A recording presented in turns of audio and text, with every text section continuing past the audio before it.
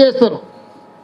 రాజకీయ పార్టీల నుంచి బిఎల్ఏలు పనిచేస్తారు. Booth level agent. Booth level ఏజెంటే కాంగ్రెస్ పార్టీ కార్యకర్త, కాంగ్రెస్ పార్టీ సైనికుడు. బిఎల్ఓ ప్రభుత్వ అధికారి. చేస్తే చేస్తాడు, చేయకపోతే చేయకపోడు. నడుస్తే నడుస్తాడు, కూర్చుంటే లేకపోతే నిద్రపోతాడు. ఆయనకు పోయేది ఏం లేదు. ఆయన జీతం ఆయనకి ఇంటికి వస్తుంది. బ్యాంకులు వేస్తారు. ఆయన పోయి నడుచుకుంటూ పోయి తెచ్చుకునే పని కూడా లేదు. 3వ తారీఖు వరకు కాలం గడుపుతుంది, వాళ్ళ జీతం వాళ్ళకు వస్తుంది. బిఎల్ఓకి వచ్చే నష్టం ఏం లేదు. బిఎల్ఓకు సంక్షేమం పోదు, బిఎల్ఓకు అభివృద్ధి పోదు, బిఎల్ఓకు షాది ముబారక్ కట్టు కాదు, బిఎల్ఓకు కళ్యాణ లక్ష్మి కట్టు కాదు, బిఎల్ఓకు సన్నబియ్యం కట్టు కావు, బిఎల్ఓకు ఇందిరమ్మ ఇల్లు కట్టు కాదు. ఓటర్ లిస్టులో లేకపోతే కళ్యాణ లక్ష్మి రాదు, షాది ముబారక్ రాదు, సన్నబియ్యం రావు, ఇందిరమ్మ ఇల్లు రాదు, 200 యూనిట్లు ఉచిత విద్యుత్తు రాదు, 500 రూపాయలకు సిలిండర్ రాదు, పిల్లల చదువులకు ఫీజు మాఫీ కాదు. అన్నీ పోతాయి. ఇది ఒక్కటే పోతే ఇది ఒక్కటే ఆగదు. నువ్వు ఓటర్వే కాదన్నప్పుడు ఊర్లో మనిషి ఉన్నా చచ్చిపోయినంతో సమానమే. ఓటు లేకపోతే మీరు దండం పెడతారా? మనకు అధికారం లేకపోతే సమస్య ఎట్లుంటుంది? మరి ఓటు లేకపోతే కూడా ఊర్లో మనిషి ఉన్న బతికి మన కళ్ళ ముందర నడుస్తున్నా అతను గుర్తించడానికే ఇష్టపడరు. అందుకే ఇవాళ ఈ కార్యక్రమంలో బిఎల్ఓలు ప్రభుత్వ పరంగా ఎన్నికల సంఘం తరఫున వాళ్ళు పనిచేస్తారు, వాళ్ళ పని వాళ్ళని చేయనిరు. కానీ కార్యకర్తగా ఇంటింటికి వెళ్ళి ఈ ఫామ్లు అన్నిటినీ నింపి వాళ్ళు అడుగుతున్న వివరాలు మొత్తం నమోదు చేసి ఎక్కడైనా అనుమానం ఉంటే ఆధారాలు చూపించి, ఇంతకుముందే మన మిత్రుడు రామ్మోహన్ రెడ్డి చెప్పిండు, ముందు రాసుకున్నప్పుడు ఎండి ముస్తాక్ అని రాసుకున్నాడు. ఆయన జర చదువు వచ్చినాక ఎండి చిన్నగా ఉన్నదని మహమ్మద్ ముస్తాక్ అని రాసుకున్నాడు. మళ్ళీసారి 2002లో ఎండి ముస్తాక్ రాసుకున్నాడు. పేరు చిన్నగా ఉన్నది ఎండి ముస్తాక్ ఏంది ఆయన మహమ్మద్ ముస్తాక్ రాసుకున్నాడు. ఎండి ముస్తాక్ వేరు, మహమ్మద్ ముస్తాక్ వేరు. 2002లో ఎండి ముస్తాక్ ఉంది, ఇప్పుడు మహమ్మద్ ముస్తాక్ రాసుకున్నాడు. వాడు మహమ్మద్ ముస్తాక్ ఓటు తీసేస్తున్నా అని ఇప్పుడు తీసేసే కాడికి వచ్చింది. ముదావత్ రమావత్ అని మన లంబాడి సోదరులు ఉన్నారు. రామ్లు నాయక్ అని రాసుకుంటాడు, మళ్ళీ ముదావత్ రామ్లు నాయక్ అని రాసుకుంటాడు, లేకపోతే రమావత్ అని రామ్లు నాయక్ అని రాసుకుంటాడు, లేకపోతే రామ్లు నాయక్ అని రాసుకుంటా అనుకో. ఈ రెండింటికి తేడా ఉంది కాబట్టి నీది అనుమానాస్పదమైన లిస్టులో ఉంది, నీకు ఓటు వేసేది లేదు. నీ వివరాలు ఆధారాలు ఇచ్చి నీ ఓటు పునరుద్ధరించుకో అని పక్కన పెడుతున్నారు. గదే రామ్మోహన్ రెడ్డి సార్ చెప్పింది. అనామలీస్ అంటే అంతే. ఈ అనుమానాస్పదమైన లిస్టులో పెట్టినప్పుడు నువ్వు రేషన్ కార్డు, ఆధార్ కార్డు, లేకపోతే నీ వివరాలు, లేకపోతే ఎంఆర్ఓ దగ్గరకు పోయి నీ గుర్తింపు సర్టిఫికెటు 2002లో మీ తండ్రిది, ఒకవేళ మనమే 2002లో ఓటు లేకపోతే మనకు కొత్తగా వస్తే మన తండ్రిని తీసుకుపోయి చూపించాలి. తండ్రి పేరు రాసినప్పుడు ఒకలాగుండి మళ్ళీ కొడుకు రాసుకున్నప్పుడు తండ్రి పేరు ఇంకోలాగా రాస్తే కూడా ఆ ఓటు అనుమానాస్పద లిస్టులో పోయే పరిస్థితి ఉంది. అందుకే ఈరోజు బిఎల్ఏని కీలకము, బూత్ లెవెల్ ఏజెంటు ఏముందిలే ఏదో ఒకటి జరుగుతుంది అనుకుంటే ఎన్నికలు ఎప్పుడో ఉన్నాయి, మళ్ళీ 28 కదా 29 కదా సార్ ఎన్నికలు అప్పుడు చూద్దాం కానీ అనుకుంటే 29లో ఓటు వేసుకొని ఓటు ఇవ్వాలనే డిసైడ్ అవుతుంది. 29 దాకా 29లో నువ్వు పోయి బూత్ కాడిపోతే ఉండదు. చాలాసార్లు మన బూత్ల కాడ మనోళ్ళు చూపిస్తారు కదా, నేను పూనా పోయినా సార్, తానే పోయినా సార్, వచ్చేవరకల్లా నా ఓటు మాయమైంది సార్ అని మన పిల్లలు ఎంత కొట్లాడుతుంటారు బూత్ కాడ. అంత దూరం నుంచి రైలు ఎక్కి వచ్చినా ఊరికి వస్తే నా ఓటు లేదా అని అంటారు. ఇవాళ గవ్వే అడ్డం పెట్టుకొని మైనారిటీల ఓట్లే తొలగిస్తున్నారని ఒక చర్చ అపోహ ఉన్నది. మైనారిటీల ఓట్లుగా తొలగిస్తున్నది బీజేపీ బీఆర్ఎస్ వాళ్ళు. ఎస్సీల ఓట్లు, ఎస్టీల ఓట్లు, మైనారిటీల ఓట్లు తొలగిస్తారు. ఎందుకంటే ఎస్సీలు, ఎస్టీలు, మైనారిటీలు 90% కాంగ్రెస్ పార్టీకి ఓటు వేస్తారు.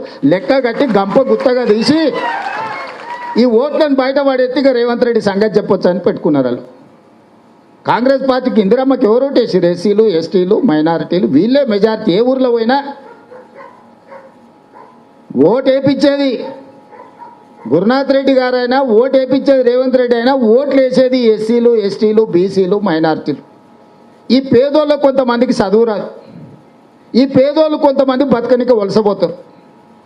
ఈ పేదోళ్ళు కొన్నిసార్లు కూలికి పోయే పనిలో ఉండి ఏమున్నదిలే మళ్ళీ చూద్దాంగా అని అనిపోతారు. ఈ పేదోళ్ళకు కొన్నిసార్లు అవగాహన ఉండదు ఈ ఓటు సమస్య ఏంది, ఈ ఓటు నమోదు చేసుకోకపోతే వచ్చే నష్టమైందని. కాబట్టి ఇవాళ మనల్ని దొంగ దెబ్బ తీయాలంటే పేదోళ్ళ ఓట్లు తొలగించాలని బీజేపీ బీఆర్ఎస్ వాళ్ళు ఒక్కటై, ఎందుకంటే ఇక్కడ బీజేపీకి ఉన్నది లేదు, ఊడేది లేదు. బీజేపీ వాడు బీఆర్ఎస్ వాడు ఒక్కటైతే మనతో కొట్లాడతామని వాళ్ళ పన్నాగం. మన పార్లమెంట్ ఎన్నికలలో ఊర్లలో చూసిరు కదా మీరే, బీజేపీకి కూడా జెండ పట్టుకునేటోడు ఉండేనా? కానీ బీఆర్ఎస్ వాడే బీజేపీని జెండ పట్టుకొని పోలింగ్ బూతులలో కూర్చొని ఓట్లేపించిండు. రేపు భవిష్యత్తు కూడా బీఆర్ఎస్ వాడు బీజేపీ వాడు ఒక్కటై గూడుపుటాన్ని చేసి కాంగ్రెస్ను దొంగ దెబ్బతీయడానికి ఇవాళ ఈ ఎస్ఐఆర్ను వాడుకొని ఎన్నికల ఓట్ల ప్రక్షాళన అడ్డం పెట్టుకొని ఎస్సీ ఎస్టీ బీసీ మైనారిటీ ఓట్లు తొలగించడానికి రోజు కుట్ర జరుగుతుంది. ఈ కుట్రని తిప్పికొట్టాల్సిన బాధ్యత వేదిక మీద ఉన్న నాయకుల కంటే గ్రామాలలో ఉన్న కథానాయకులైన మీ మీదనే ఉంది. ప్రతి గ్రామంలో మీరే కథానాయకులు. మీరు లేకుండా మన అందరం ప్రశాంత్ ఏం చేస్తాడు, మా యూసుఫ్ ఏం చేస్తాడు, లేకపోతే మా జగ్గప్ప ఏం చేస్తాడు, మా ముద్దప్ప ఏం చేస్తాడు. ఏ ఊరికి వస్తే నాగప్పనో లేకపోతే సీనునో ఎవరినో కానీ ఏమవుతుందే సీను లేకపోతే సోమశేఖరం ఏం చేద్దామని అడగాల్సిందే కదా, వాళ్ళనే కదా అడగాల్సింది. మరి ఊర్లో ఉన్న మీరు బూత్ వారిగా ఆ బూతులు ఎవరున్నారు, ఎవరు లేరు, వలసపోయిందా, చచ్చిపోయిందా, లేకపోతే ఆయన ఓటర్ లిస్టుల పేరు తప్పుందా, ఒప్పుందా, దాన్ని సర్దిద్దుకునేది మొత్తం మన బిఎల్ఏల చేతుల్లోనే ఉంది.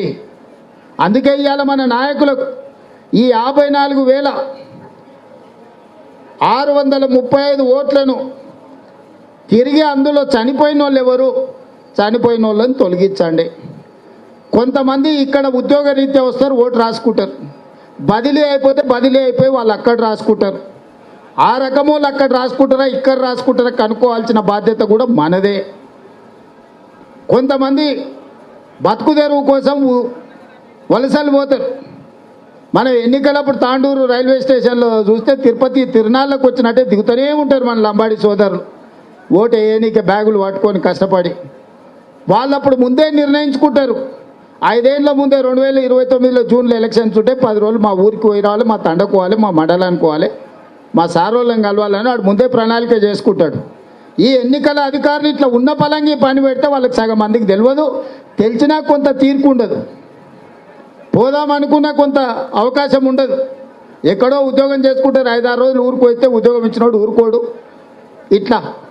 అందుకే ఇప్పుడు వాళ్ళ కుటుంబ సభ్యులైన సంతకం పెట్టవచ్చు, ఏలుముద్ర అయినా పెట్టవచ్చు, వాళ్ళ వివరాలు రాసి పూర్తిగా ఎన్నికల అధికారులకు అందించాల్సిన బాధ్యత బూత్ లెవెల్ ఏజెంట్ మీదనే ఉన్నది. ఇవాళ బూత్ లెవెల్ ఏజెంట్లే మీరందరు ఇక్కడ ఉన్నారు. ఇదొక కర్తవ్యం. ఎన్నికప్పుడు ఎట్లయితే డోర్ టు డోర్ ఇల్లు తిరిగి ప్రతి తలుపు తడతాం, ప్రతి గుండెకి చేరుకుంటాం, ప్రతి మనిషిని 1-4 సార్లు కలుస్తాం, దండం పెట్టి దశకం పెట్టి ఎట్లన్నా బూత్కు తెచ్చి ఓటు వేయించుకుంటాం. ముసలోళ్ళు ఉంటే మనమే మోసుకొచ్చి వాళ్ళని రిక్షాలో కూర్చోబెట్టి ఆటోలో కూర్చోబెట్టి తీసుకొచ్చి ఓటు వేయించుకుంటాం. అవునా? ఇవాళ అట్లాంటి పని చేయాలి. రాబోయే 10 రోజులు 30 తారీఖు లోపల 100% కొడంగల్ నియోజకవర్గంలో సంపూర్ణంగా ప్రక్షాళన జరగాలి. ఏ ఒక్క అర్హత ఉన్న SC ST BC minority vote తొలగడానికి వీల్లేదు. ముఖ్యంగా మహిళలు 99% మహిళలు మనకే వేస్తారు. ఇన్నేళ్ళు వాళ్ళకు గౌరవమే దక్కలే. వాళ్ళకు బతుకమ్మ చీరలు ఇస్తే కూడా కమిషన్ల కక్కుర్తు పడి ఇచ్చిన చీరలు పలచగున్నాయని చెప్పి శైల కాడ పిట్టలకు అడ్డం కట్టారు. కానీ ఇప్పుడు ఇందిరమ్మ చీరలు ఇస్తే మా అక్కలు అందరూ మంచిగా కట్టుకొని సారె పెట్టుకున్నట్టు మంచి చీర కట్టుకొని వస్తారు మీటింగ్లలో. సన్న బియ్యం ఇచ్చినాం, సంటి పిల్లలకు బుక్కెట్ బువ్వ తినిపిస్తారు. ఇండ్లలో కరెంట్ ఇచ్చినాం. జీవితకాలం ఇల్లు కట్టుకోమని బాధపడుతున్న వాళ్ళకి ఇందిరమ్మ ఇల్లు ఇచ్చినాం. పెళ్ళే పిల్లలకు షాది ముబారక్ ఇచ్చినాం, కళ్యాణ లక్ష్మి ఇచ్చినాం. వంటొండనికే కట్టెల పొయ్యి కాదు 500 సిలిండర్ కూడా ఇచ్చినాం. ఒక్కొక్కటి రైతులకు 21,000 కోట్ల రూపాయల రుణమాఫీ చేసినాం. రైతు భరోసా మన 8 రోజులలో 9,000 కోట్ల రూపాయలు ఖాతాలు వేసినాం. నగదు గటక్క పడ్డాయి. మరి ఇవన్నీ మనం చేస్తున్నప్పుడు వాళ్ళకు మనకు ఓటు వేయాలని కోరుకున్నా ఓటు లేకపోతే ఎట్లా చెప్పుర్రి? వాళ్ళు పిల్లల చదువుల మీదనో ఇంటాయన ఊరి మీద పెత్తనాల మీదనో మా అక్క చెల్లెళ్ళు సమయం ఇవ్వకపోతే వాళ్ళ ఓట్లు మొత్తం రాపిచ్చే బాధ్యత మీద కాదా ఒకసారి ఆలోచన చేయరు. ఇలా వాళ్ళకు కూడా తెలివి వచ్చింది, అట్లేం లేదు. వాళ్ళు కూడా పెట్రోల్ బంకులు నడుపుతారు, వాళ్ళు కూడా షాపులు నడుపుతారు, వాళ్ళు కూడా సోలార్ పవర్ విద్యుత్